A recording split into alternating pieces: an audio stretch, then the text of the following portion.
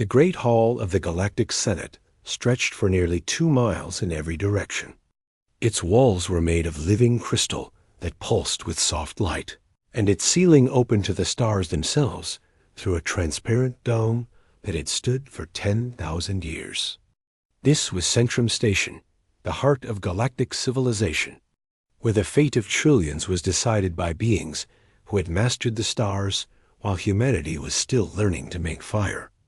Ambassador James Walker stood at the center of the petitioner's circle, a small platform designed to make those who stood upon it feel insignificant.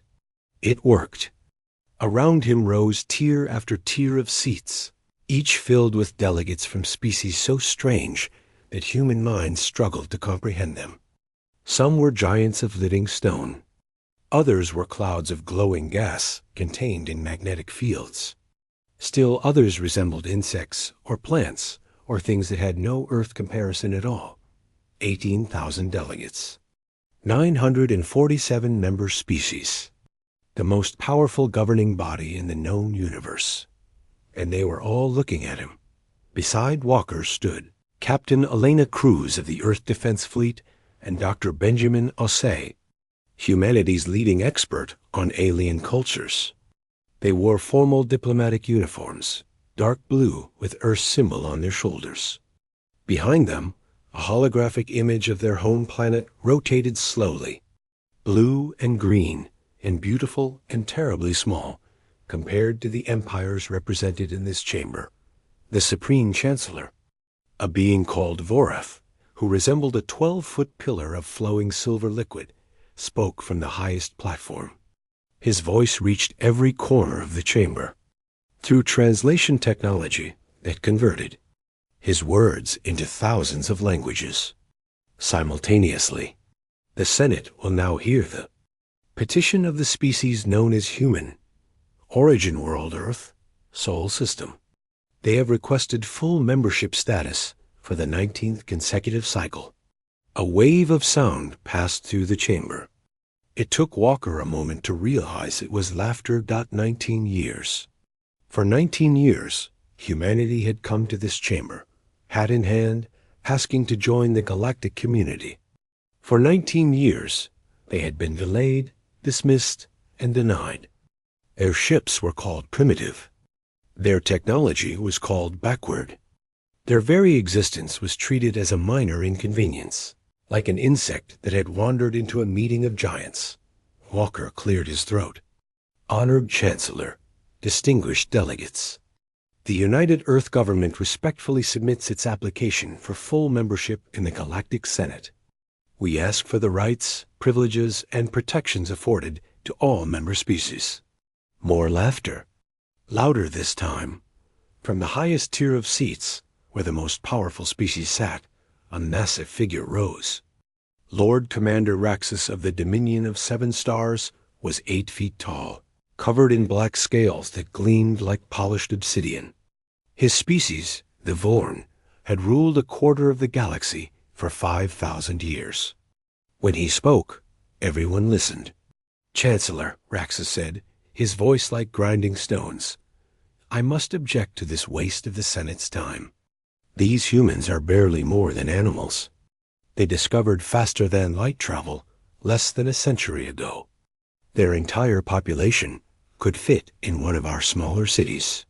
They have nothing to offer us, nothing to trade, nothing to contribute. They are insects pretending to be civilized. The chamber roared with approval. Stomping, clicking, humming, whistling. Species expressing agreement in 1,000 different ways. Captain Cruz's hand moved toward her hip, where her sidearm would normally be. Dr. Osei touched her arm gently, stopping her. Walker waited. He had learned patience in these chambers. 19 years of patience. When the noise faded, he spoke again. Lord Commander, I thank you for your honest assessment. Before we withdraw our application, may I ask you one question? Raxus looked amused. Speak, little human. In 5,000 years of Vorn dominance, how many species have chosen to leave the Galactic Senate? The question seemed to confuse Raxus. None. No species has ever voluntarily departed. Why would they? The Senate offers protection, trade, technology. Leaving would be suicide. Walker nodded slowly. Thank you for that clarification. He turned to his companions. A look passed between them, something that the alien observers could not read. It was the look of people who had prepared for this moment for a very long time. Walker faced the assembly one final time. Supreme Chancellor, distinguished delegates, the United Earth Government hereby withdraws its membership application, permanently. Confused murmurs rippled through the chamber. Furthermore, Walker continued, his voice steady and calm, Earth is now implementing Protocol Midnight. All human vessels will withdraw from galactic shipping lanes within 24 hours. All human embassies will close within 48 hours. All trade agreements are terminated immediately. Now the confusion turned to something else. Not concern, exactly. Humans were too insignificant for concern. But curiosity. Lord Commander Raxus laughed again. You threaten us with isolation? Foolish creature. You will come crawling back within a year, begging for whatever scraps we might offer. Walker did not respond. Instead, he reached into his jacket and removed a small device. He pressed a button. Every holographic display in the chamber flickered. For one moment, they all showed the same image. Earth, surrounded by a shimmering field of golden energy that had not been there before. What is this? Chancellor Vorith demanded. Protection, Walker replied. The barrier, you see, became active 6 minutes ago. Nothing will penetrate it. No signal. No ship. No weapon. We are taking our world and stepping outside your game. Impossible, Raxus snarled. No species possesses such technology. Not even the ancients could create a perfect dimensional barrier. Walker smiled. It was not a friendly smile. Lord Commander, you called us insects. You called us animals. You called us primitive. But here is something you never considered. Insects survive. We adapt. We learn. And while you were busy laughing at us, we were busy studying everything you took for granted. He began walking toward the chamber exit. Cruz and Osei flanked him. You cannot simply leave, Vorith commanded. There are procedures, protocols. We followed your protocols for 19 years, Walker replied without stopping. We are done following. This is madness, Raxus roared. You will trap yourselves in a single system. You will stagnate and die while the galaxy moves on without you. At the doorway, Walker paused. He turned back to face the assembly, 18,000 beings who had mocked and dismissed his species for nearly 2 decades. Perhaps, he said, or perhaps, Lord Commander, you should ask yourself a different question. What question? Why would a species capable of creating that barrier ever need your permission for anything? And more importantly, what else might we have created that we chose not to show you? The doors sealed behind them Dot in the great hall of the Galactic Senate, where the fate of trillions was decided. 947 species sat in absolute silence. The corridor outside was empty. Cruz walked quickly, her military training keeping her alert for threats. Osei moved with the careful precision of a scholar who had suddenly found himself in very dangerous territory. Walker kept his pace steady. Running would show fear. They will try to stop us, Cruz said quietly. Yes. The Vorn have ships stationed throughout the station. If Raxus gives the order, he will not. Not yet, Walker's voice was calm. He is arrogant, but he is not stupid. Right now, he is trying to understand what just happened. By the time he decides to act, we will be gone. And then? Walker did not answer immediately. They reached their ship, a diplomatic vessel that Senate inspectors had dismissed as barely functional. Its appearance was deliberately unremarkable. Inside, it was another matter entirely. Then, Walker finally said as the airlock sealed behind them. We show them what 19 years of preparation really looks like. The ship detached from the station. Its engines fired in patterns that should have been impossible, according to Senate-approved physics. Behind them, Centrum Station began to realize that the insects had teeth, and the insects were no longer asking permission to bite. 5 days had passed since humanity's departure from the Galactic Senate, and Grand Marshal Torvax of the Vorn, Dominion was beginning to feel something he had not experienced in 200 years of military command. He was beginning to feel uncertain. The war chamber of the Dominion flagship stretched before him, filled with holographic displays showing fleet positions across 300 star systems. Torvax had conquered civilizations with this room. He had planned the destruction of species that had dared to challenge foreign supremacy. He had never lost, but he had also never faced an enemy he could not find. Report, he commanded. His tactical officer, a younger Vorn named Krell, projected a star map. Grand Marshal, we have confirmed the human barrier around their home system. Our probes cannot penetrate it.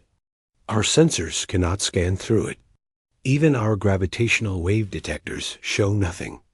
It is as if Sol System no longer exists. Impossible, muttered Science Overseer Valdra. She was a Mondari, one of the ancient species of living crystal, who served as advisors to many galactic powers. Gravitational waves are fundamental to the U. Nivers, you cannot simply block them, and yet someone has. Torvax waved one clawed hand impatiently. The barrier is a problem for later. What about the human ships that were outside their system when it activated? We tracked 31 human vessels in galactic space at the time of the barrier's activation. 23 returned to their home system before the barrier fully closed. And the other 8? Krell's hesitation told Torvax everything. We have lost them, Grand Marshal. Lost them. 8 small ships in our space. We have 60,000 warships in active service. We have detection networks that can identify a vessel powering down in the next galaxy.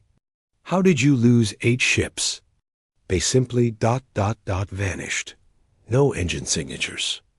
No communication signals. No trace of any kind. They were on our tracking systems, and then they were not. Torvax felt his scales tighten against his skin. It was an involuntary response, a predator's reaction to unexpected danger. The ambassador's ship? Gone as well. We had pursuit vessels in position. They followed the diplomatic courier for approximately 4 minutes after it left the station. Then it disappeared. Our ships searched the area for 2 days. They found nothing. The war chamber fell silent. Every officer present understood the implications. The humans had technology that the Dominion did not understand. Technology that should not exist. There is more, Grand Marshal, Krell said reluctantly. We have received a transmission. Priority channel, encrypted with human protocols. Origin? Unknown. The signal is being routed through our own communication relay network. We cannot trace it. Torvax's eyes narrowed. Display. The holographic projector flickered. Ambassador Walker's face appeared, calm and composed, sitting in a comfortable chair against a plain background. Grand Marshal Torvax, Walker said pleasantly. Thank you for taking my call. I understand you must be quite busy trying to find us, so I will keep this brief. Torvax leaned forward. You have made a serious mistake, human. The Dominion does not tolerate defiance. When we find you, you will not find us. That is rather the point. Walker's expression did not change. I did not contact you to discuss your search efforts. I contacted you to deliver information. You threaten us? I inform you. There is a difference. Walker leaned slightly forward. In approximately 4 hours, a Dominion supply convoy will enter the Varan system. 14 vessels carrying equipment for your frontier military stations. They will arrive to find the system's transit gate completely offline. Torvax felt the chill again. The transit gates were the backbone of galactic travel. They allowed ships to cross vast distances in moments rather than months. They were also heavily defended.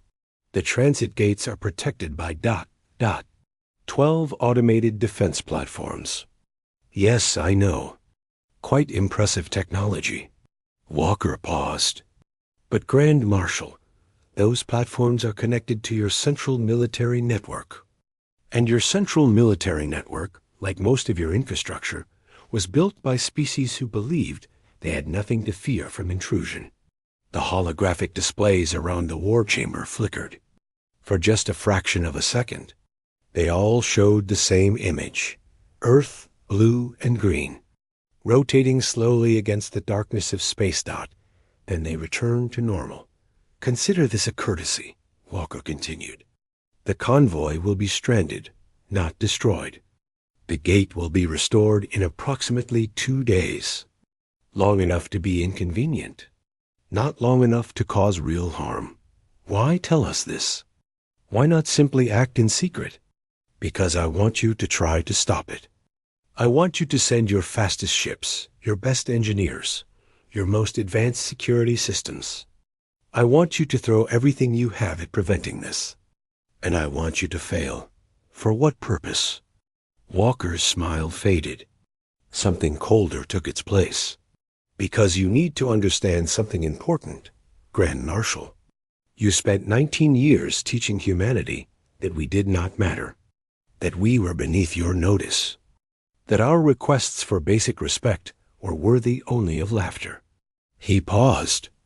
We learned from those lessons. We learned that respect is not given freely in this galaxy. It must be demonstrated. And today, we begin demonstrating. The transmission ended. Torvax stared at the empty projection space for a long moment. Get me Lord Commander Raxus, he said quietly, and dispatch our fastest ships to the Variant system. All available units, now. 4 hours later, the Variant transit gate went dark. 14 Dominion vessels found themselves stranded in empty space. Their communication systems filled with static. Their calls for help going unanswered. Aboard the convoy flagship, the captain received a single message on a channel that should not have existed. The insects send their regards. Back on Centrum Station, emergency meetings convened throughout the night. Intelligence officers reviewed security logs. Scientists examined sensor data. Military commanders studied maps and calculated response times in the private chambers of the Vorn delegation. Lord Commander Raxus received Grand Marshal Torvax's report. He read it 3 times. Then he read it again. How is this possible? He demanded. They are primitives. They barely mastered faster-than-light travel. How are they doing this? Torvax had no answer. In 2 centuries of warfare, he had never encountered an enemy like this. Enemies fought back. Enemies could be tracked, engaged, destroyed. These humans did not fight. They simply appeared, struck, and vanished like ghosts. We underestimated them, Torvax said finally. We saw what we expected to see. Small ships. Limited technology. Desperate petitioners begging for membership. We never looked deeper. And if we had, then perhaps we would have noticed that their ships were performing maintenance stops in strategic locations. Perhaps we would have questioned why their diplomats asked so many questions about our infrastructure. Perhaps we would have realized that their 19 years of failed applications were not desperation. They were reconnaissance. Raxus was silent for a long moment. What do they want? I do not know. But I suspect we are about to find out. Somewhere in the vast darkness between stars, Ambassador James Walker reviewed the reports from Earth Command. The first phase was complete. The Dominion was confused, uncertain, scrambling to understand an enemy they had dismissed as irrelevant. But confusion would not last forever. Eventually, they would stop being confused and start being angry. When that happened, humanity needed to be ready. How long until Phase 2? Captain Cruz asked from her station. Soon. Walker studied the data streams flowing across his displays. They are still trying to understand the rules of the game. We need to show them that there are no rules. Not anymore. And if they decide to retaliate, the Dominion has more ships than we can count. Walker turned to face her. Then we show them what happens when you corner an insect that has spent 19 years learning exactly where all the weak points are. Outside the viewport, the stars wheeled slowly past. Somewhere among them, 900 species were. Learning that humanity was no longer asking for a seat at the table. They were building their own table, and the galaxy was about to discover what that meant. The Galactic Senate convened in emergency session for the first time in 300 years. Every seat in the Great Hall was filled. 947 species watched as Supreme Chancellor Vorath rose to address them, his silver form rippling with barely contained tension. The situation has become critical, Vorath announced. In the 16 days since humanity's departure, we have experienced 63 separate incidents. Transit gates disabled. Communication networks scrambled. Trade routes disrupted. Financial systems compromised. 7 separate military installations have reported security breaches that our technicians cannot explain. And yet, observed Delegate Nera of the Synthesis Collective, a coalition of machine-enhanced species, there has been no loss of life. Is that not strange? Lord Commander Raxus slammed his fist against his podium. It is weakness. They lack the strength to cause real harm. Or perhaps, Nera replied calmly, they are demonstrating something else. Any primitive species can destroy. It requires true sophistication to disable without killing. You admire these insects? I observe them. There is a difference, Lord Commander. Chancellor Vorath raised a tendril for silence. The Council has requested proposals for response. Lord Commander Raxus has advocated military action. Raxus rose to his full height.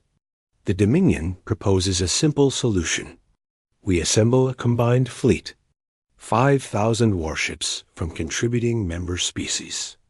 We travel to the human system, we breach their barrier, and we end this rebellion permanently. They have shown cleverness. I will grant them that. But cleverness does not stop plasma cannons. We burn their world, and this problem disappears. Murmurs of approval from the Dominion's allies filled the chamber. But there were also murmurs of doubt from others. And if the barrier cannot be breached? Asked Delegate Thornwood, a plant-based sentient whose species had always preferred diplomatic solutions. Impossible. We have 10,000 years of weapons development. They have barely 1 century. The mathematics are clear. The mathematics also said their barrier was impossible, Nera pointed out mildly. Yet it exists. Before Raxus could respond, every light in the Great Hall dimmed. The holographic displays flickered and changed, resolving into a single image. Ambassador James Walker, standing in what appeared to be the command center of a massive vessel. Forgive the intrusion, Walker said, his voice reaching every delegate through their personal translation devices. I could not help but overhear your interesting discussion. How are you accessing this channel? Vorath demanded, with considerable effort initially. Your security systems are quite impressive. But as I explained to Grand Marshal Torvax, they were designed by species who believed they had nothing to fear from intrusion. Walker paused. That belief was incorrect. Raxus lunged toward the projection. You will suffer for this insult, human. Possibly. But not today. Walker's expression remained perfectly calm. I have a counterproposal to your combined fleet. one that the Senate may find more reasonable. You are in no position to propose anything, Raxus snarled. Am I not? Lord Commander, in the past 16 days, we have demonstrated access to your transit network, your communications infrastructure, your financial systems, and now your most secure political chamber. We have accomplished this without harming a single being. Not because we cannot cause harm. Because we chose not to. The chamber fell silent. Here is our proposal. Earth will end its isolation. We will reopen trade relationships. We will share certain technologies. In exchange, we require 3 things. Name them, Vorath said cautiously. First, full membership in the Galactic Senate, with all accompanying rights. No more 19-year delays. No more condescending reviews. We join as equals or we do not join at all. Impossible, Raxus began. But Vorath silenced him. Continue. Second, formal diplomatic recognition of human sovereignty over the Sol system, and any systems we may subsequently claim. Our space is our space. It is not subject to Senate inspection, Dominion interference, or any other form of external control. Murmurs filled the chamber. Territorial sovereignty was a sensitive subject in galactic politics. And the third condition? Walker's expression hardened. Lord Commander Raxus will personally deliver a formal apology to the United Earth government. On Earth, in front of our governing council. For 19 years of mockery, dismissal, and contempt. The great hall erupted. Raxus roared in fury. His allies shouted their outrage. Even neutral delegates seemed shocked by the audacity of the demand. I will never kneel to insects. Then, Walker said quietly, and somehow his voice cut through the chaos, we continue as we have been. But Lord Commander, there is something you should understand about our position. He gestured. The holographic display shifted to show complex technical diagrams that made Science Overseer Valdra gasp in alarm. This is the architecture of your central banking system, the financial networks that connect every economy in the Galactic Senate. We have had complete access to these systems for approximately 7 years. The chamber went absolutely silent.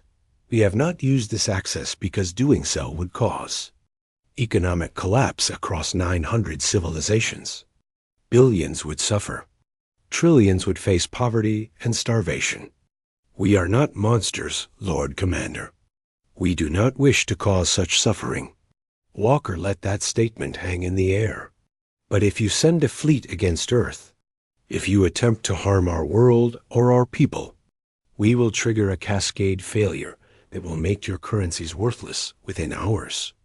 Your credits will become meaningless numbers. Your trade networks will collapse. Your civilizations will tear themselves apart, fighting over suddenly scarce resources. He straightened, his eyes seeming to meet every delegate simultaneously. You called us children. You laughed at us for 19 years. You believed we were too primitive to understand the systems that bind your civilization together. His voice dropped lower. We understood. We simply chose to play a different game, one you never saw coming. Walker clasped his hands behind his back. You have 72 hours to accept our terms. After that deadline passes, the offer expires. We will find other methods to secure our future. Less pleasant methods. The transmission ended in the silence that followed. 900 species contemplated the same terrible realization. They had catastrophically underestimated humanity, and now they had to choose. Swallow their pride and accept terms dictated by beings they had dismissed as insects, or risk the destruction of everything they had built over 10,000 years. Lord Commander Raxus stood frozen at his podium. For the first time in his 3-century life, he had no words, no threats, no plans, only the cold understanding that the universe had just changed in ways he could not comprehend. Chancellor Vorath broke the silence. This session is temporarily suspended. All delegations will confer and return in 12 hours with their positions. As the delegates filed out, conversations erupted throughout the chamber. Some spoke of military options. Others calculated the probability of the human threat being genuine. Still others wondered if there was any way to verify the claims about the banking systems without triggering the very catastrophe they feared, out in a quiet corner of the chamber. Delegate Nero of the Synthesis Collective watched the chaos with what might have been admiration. "Remarkable," she said to no one in particular. "Absolutely remarkable. Somewhere among the stars, aboard a ship that officially did not exist, Ambassador Walker ended his transmission and allowed himself a single moment of exhaustion. The calm confidence he had projected was genuine, but maintaining it required more energy than he cared to admit. 72 hours, Captain Cruz said. "Do you think they will accept?" "I do not know." Walker stared at the display, showing Centrum Station, the heart of galactic civilization, now thrown into chaos by his words. "But I know what happens if they refuse. Phase 3, yes." Walker closed his eyes. "God help us all if it comes to that." Outside the viewport, the stars continued their eternal dance. They did not care about the fates of species or the games of empires. They simply burned, as they had for billions of years. But for humanity, the next 72 hours would determine whether they burned alongside those stars or were extinguished entirely. The countdown had begun.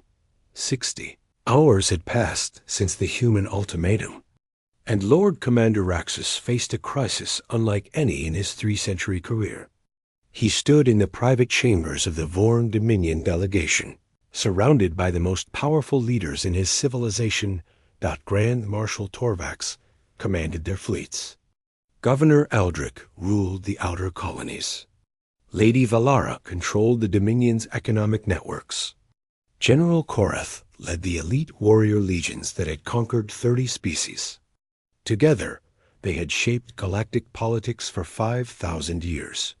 Now they sat in silence, uncertain for the first time in living memory. "You cannot seriously consider surrender," Korath growled. "We are the Vorn Dominion. We bow to no one. Certainly not to insects who crawled out of their oceans 200,000 years ago." "And yet," Lady Valara replied carefully, "the humans have demonstrated capabilities that our intelligence services claim are impossible. If their claims about our banking systems are true—" "A bluff," Korath dismissed. "They seek to frighten us. Do they?" Valara's expression was troubled. "I have had my analysts examine our security records. There are anomalies. Small things easily dismissed individually. But taken together, they suggest intrusion at a level we thought impossible." Raxus moved to the viewport, staring out at Centrum Station's crystalline architecture. His reflection stared back, a warrior who had never known defeat. "Grand Marshal," he said without turning, "what is your honest assessment?" Torvax was silent for a moment. "I have commanded our fleets for 200 years. I have planned the conquest of civilizations. I have never lost." He paused. "But I have also never faced an enemy I could not locate. An enemy who appears and vanishes like ghosts. An enemy who destroys nothing but disrupts everything. Your point?" "My point, Lord Commander, is that traditional warfare assumes an enemy who fights by rules we understand. The humans do not fight. They simply make our systems fail. Our gates stop working. Our communications scramble. Our security proves worthless." Torvax's voice was heavy. "How do you conquer an enemy you cannot find? How do you defeat a foe who refuses to engage?" Governor Aldrich leaned forward. "Then we destroy their world. Remove the source of the problem. And if they are not bluffing about the economic collapse? Our economy ties together 300 systems. Billions of our citizens depend on trade networks functioning normally. If those networks fail ... we rebuild, do we? Lady Valara interrupted. Our enemies are many. The Synthesis Collective has watched our expansion with concern for centuries. The Mondari remember the wars we fought against them. A dozen species would seize the opportunity if we showed weakness. She shook her head. We have maintained power through strength and stability. Remove the stability, and the strength may not be enough. Raxus turned from the viewport. You are saying we should accept their terms. T. Had I should travel to their world and ... apologize. The word tasted like poison. I am saying, Valara replied, that we must consider what we value more, our pride or our civilization. Korith made a sound of disgust. If we bow to these creatures, every subject species in our domain will see it. They will question our authority. Our empire will crumble from within. Perhaps. Or perhaps they will see something else. Raxus spoke slowly, as if the words were being pulled from somewhere deep inside him. Perhaps they will see that, for the first time in 5,000 years, the Vorn Dominion chose wisdom over pride. You sound as if you have made a decision. Raxus did not answer immediately. He thought about his father, who had taught him that strength was the only currency that mattered in the universe. He thought about the species he had conquered, the worlds he had claimed, the enemies he had destroyed. He thought about the human ambassador standing in the petitioner's circle, surrounded by 18,000 beings who mocked him, and how that man had not flinched, had not wavered, had simply delivered his message and walked away. When I was young, Raxus said finally, my father told me that fear is the foundation of power. Make your enemies fear you, and they will obey. Make them fear you enough, and they will worship you. He paused. But the humans do not fear us. After everything we did to them, after 19 years of humiliation, they do not fear us. They studied us instead. They learned our weaknesses. They built weapons we cannot comprehend. And you admire them for this? I recognize them for what they are. Predators wearing the masks of prey. We saw harmless insects and laughed. They saw arrogant giants and planned. Raxus shook his head slowly. My father was wrong about fear. Fear only works against those who believe they can lose. The humans have already accepted that they might be destroyed. That acceptance has made them more dangerous than any species I have ever encountered. The chamber fell silent. Lord Commander, Torvax said carefully, are you suggesting surrender? I am suggesting survival. Raxus turned to face them all. I will go to Earth. I will deliver the apology they demand. Not because I believe they deserve it, but because I believe our civilization deserves to continue existing. Korith rose abruptly. This is betrayal of everything we stand for. Is it? Our ancestors did not build the Dominion through blind pride. They built it through calculation, through knowing when to fight and when to negotiate, through recognizing superior positions and adapting accordingly. Raxus met Korith's eyes without flinching. The humans hold a superior position. We adapt or we perish. The general stared at him for a long moment. Then, slowly, he sat back down. 12 hours remain, Lady Valara said quietly.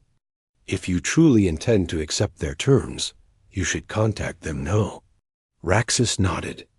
He moved to the communication console and entered a frequency that should not have existed, one that had been included in the human ambassador's final transmission. The holographic display flickered. Ambassador Walker's face appeared. Lord Commander, I had begun to wonder if you would call. I have considered your proposal, and Raxus felt the weight of 5,000 years pressing down on him, the weight of his ancestors, the weight of his pride, the weight of everything he had believed about strength and power and the natural order of the universe. The Vorn Dominion accepts your terms. All of them. Walker's expression did not change. Including the apology? Including the apology. On Earth, in person. Before our governing council. Yes. For a long moment, Walker simply looked at him through the holographic projection. Then he nodded slowly. Arrangements will be made. You will receive coordinates and security protocols within the hour. He paused. Lord Commander, I want you to understand something.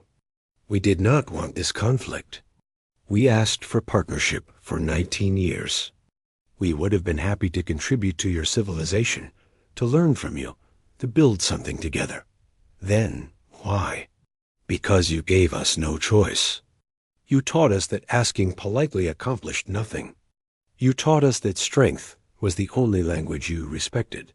Walker's voice was quiet but firm. We learned your language, Lord Commander. We became fluent in it. And now you are hearing what we have to say. The transmission ended. Raxus stood motionless for a long moment. Then he turned to his advisors. Prepare my ship. I leave for Earth in 6 hours. Behind him, through the viewport, the stars continued their eternal dance. But for the first time in 5,000 years, the Vorn Dominion was dancing to someone else's tune, and somewhere among those stars, aboard a ship that the galaxy had finally learned to fear, Ambassador James Walker allowed himself a small moment of hope. Perhaps, against all odds, this would end without catastrophe. Perhaps there was still a future where humanity and the galaxy could coexist. Perhaps. He would not know for certain until Raxus stood on Earth, spoke the words that no Vorn had ever spoken to another. Species. 12 hours. The fate of civilizations hung in the balance, and the countdown continued. The barrier around Sol System opened for the first time since humanity's departure from the Galactic Senate. A single Vorn diplomatic vessel passed through, its weapon systems deactivated, its shields lowered, carrying Lord Commander Raxus toward a destiny he had never imagined. Earth hung before him, blue and green and impossibly beautiful. Raxus had seen thousands of worlds in his 3 centuries of life. He had conquered many of them. But something about this small planet struck him differently. Perhaps it was the defiance it represented. Perhaps it was the knowledge that this world had produced beings who had humbled the greatest empire in the galaxy. Or perhaps it was simply that he was about to do something no Vorn had ever done before. Shuttle descended through Earth's atmosphere, escorted by human vessels that moved with a precision the Vorn military would have envied. They landed in a city called Geneva, before a building that housed the United Earth Council. Thousands of humans had gathered to watch. They stood in silence as Raxus emerged from his shuttle, his black scales gleaming in the sunlight, his 8-foot frame towering over the human officials, who waited to receive him. Ambassador Walker stood at the front of the welcoming delegation. He wore the same diplomatic uniform he had worn in the Senate chamber, dark blue with Earth's symbol on his shoulders. Lord Commander, welcome to Earth. Raxus studied the man who had brought the galaxy's most powerful civilization to its knees. Walker looked tired, exhausted actually, but his eyes remained sharp and steady. You took an enormous risk, Raxus said quietly. If we had called your bluff, it was not a bluff. We would have triggered the collapse. We hoped we would not have to. Hoped? Hope is what sustained us through 19 years of rejection. Hope that we might eventually find our place among the stars without destroying everything to claim it. Walker paused. We are not conquerors, Lord Commander. We never wanted to be. We simply wanted to be treated as equals. Raxus considered this. You are either the most admirable species I have encountered, or the most dangerous. Perhaps both. Perhaps indeed. The ceremony was held in the Great Assembly Hall of the United Earth Council. Representatives from every nation on the planet filled the chamber. Billions more watched through broadcast networks that carried the event to every corner of human civilization. Raxus stood at the central podium. Facing an audience of beings his ancestors would have considered prey. The irony was not lost on him. "I am Lord Commander Raxus of the Vorn Dominion," he began, his voice carrying through translation systems to every human present. "I have come to deliver a message from my people to yours." He paused, gathering himself. The words he was about to speak would change history. They would be remembered for millennia, studied by scholars, debated by philosophers. For 19 years, humanity petitioned the Galactic Senate for membership. For 19 years, we rejected those petitions. We called you primitive. We called you insignificant. We laughed at your aspirations and dismissed your achievements. Another pause. The chamber was utterly silent. We were wrong. The words hung in the air, heavy with meaning. We judged you by standards that measured only what you had accomplished, not what you were capable of accomplishing. We saw your small ships and assumed weakness. We saw your short history and assumed ignorance. We saw your hope and assumed naivety. Raxus straightened to his full height. We did not see your determination. We did not see your creativity. We did not see the depths of your patience or the heights of your ambition. We did not understand that a species forged in struggle would not break when confronted with contempt. He turned slowly, addressing the entire assembly. "On behalf of the Vorn Dominion, I offer formal apology for 19 years of disrespect.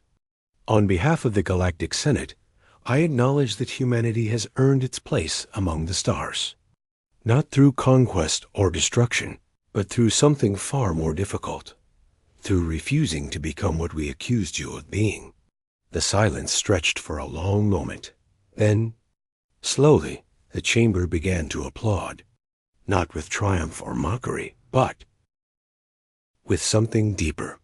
Acknowledgement, recognition, the sound of a species that had been dismissed finally being seen. After the ceremony, Raxus found himself in a private room with Walker, Captain Cruz, and Dr. Assay. Someone had produced a bottle of amber liquid from Earth's distilleries. "Your whiskey is quite acceptable," Raxus admitted, examining his glass. "Though I suspect it would kill most species in the galaxy." "We evolved on a harsh world," Walker replied. "It made us resilient, clearly." Raxus set down his glass.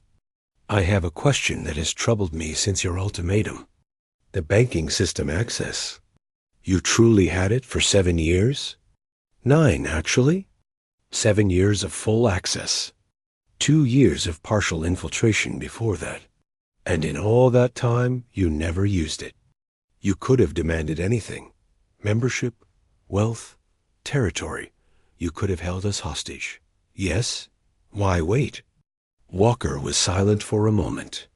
"Because we wanted to earn our place. We wanted to join a community, not dominate one. We wanted partners, not subjects." He met Raxus's eyes. "We spent 19 years, hoping you would eventually see us as equals. When that hope finally died, we had no choice but to make you see us. And now? Now we hope for something else.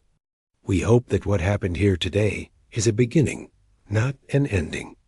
We hope that the galaxy can learn to see value in species other than the powerful. We hope that humanity's story can be one of cooperation rather than conquest." Raxus considered this for a long moment. "I have lived 3 centuries. I have witnessed the rise and fall of empires. I have seen species at their best and their worst." He rose slowly. "In all that time, I have never encountered a species quite like yours. You have shown me something I had forgotten. What is that? That strength is not the only path to respect. That wisdom can triumph over pride. That the smallest voice can carry the largest truth." Raxus extended one clawed hand in a gesture that humans would recognize. "The Vorn Dominion offers friendship to the United Earth government. True friendship between equals." Walker rose and clasped the offered hand. "Accepted." 1 year later, the Galactic Senate reconvened in regular session.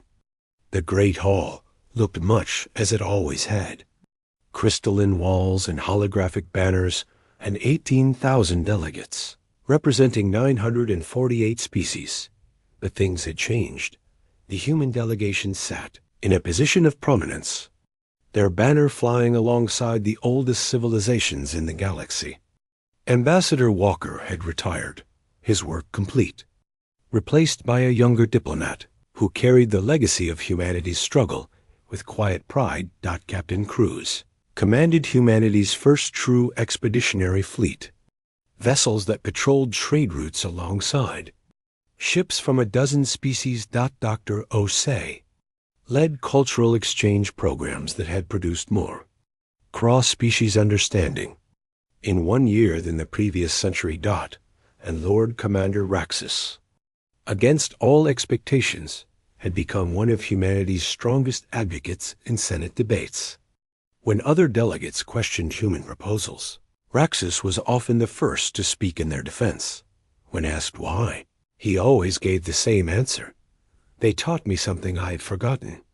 That true strength lies not in the ability to destroy, but in the wisdom to build instead. Earth's barrier remained in place, a reminder and a warning. But it opened freely now, welcoming visitors to a world that had finally claimed its place among the stars. The laughter in the Senate chamber was a distant memory. In its place was something new, something unprecedented in 10,000 years of galactic history. Respect. Humanity had come to the stars as strangers. They had been mocked, dismissed, rejected at every turn. But they had refused to accept the galaxy's judgment of their worth. And in the end, the galaxy had learned to accept theirs, not as subjects, not as servants, not as insects beneath the notice of greater powers. As equals, as partners, as humanity. The story was far from over. Challenges remained. Old prejudices died slowly. Some species would never accept humans as anything other than upstarts who had gotten lucky. But the foundation had been laid. The impossible had been achieved. And somewhere, in the quiet corners of the Great Hall, delegates whispered about the small blue world that had defied an empire and emerged not just intact, but transformed. They called it many things: the insect world, the barrier planet, the system of ghosts. But among those who had learned to respect them, who had witnessed their courage and their restraint and their unshakable determination, they called it by a different name. They called it home. And humanity, at last, had found theirs among the stars.